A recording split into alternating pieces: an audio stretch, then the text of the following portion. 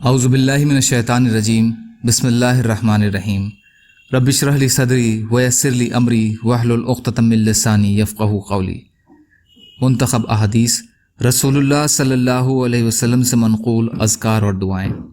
حضرت ابن عباس رضی اللہ تعالی عنہ فرماتے ہیں کہ نبی کریم صلی اللہ علیہ وسلم نے ارشاد فرمایا، جب کوئی اپنی بیوی کے پاس آئے اور یہ دعا پڑھے، بسم اللہ اللہم جنبنا الشیطان وجنب الشیطان ما رزقتنا، پھر اس وقت کی ہم بستری سے اگر ان کے یہاں بچہ پیدا ہوا تو اسے شیطان کبھی نقصان نہیں پہنچا سکے گا، یعنی شیطان اس بچے کو گمراہ کرنے میں کامیاب نہ ہو سکے گا۔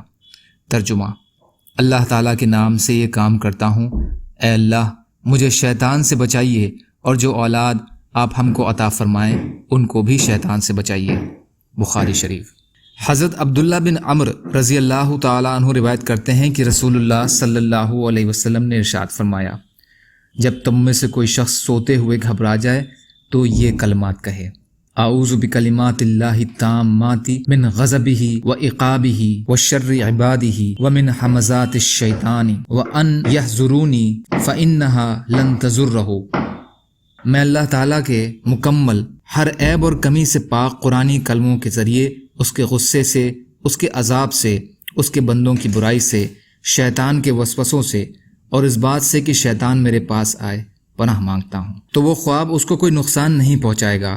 حضرت عبداللہ بن عمرو رضی اللہ عنہ اپنے خاندان کی اولاد میں جو ذرا سمجھدار ہوتے ان کو یہ دعا سکھاتے تھے، اور ناسمجھ کے لیے یہ دعا کاغذ پر لکھ کر ان کے گلے میں ڈال دیتے تھے۔ ترمذی۔ یا اللہ ہم سب کو کہنے سننے سے زیادہ عمل کی توفیق عطا فرما۔ یا اللہ مظلوموں کی مدد فرما، ہم سب کو اپنی استطاعت کے بقدر اپنا حق ادا کرنے والا بنا۔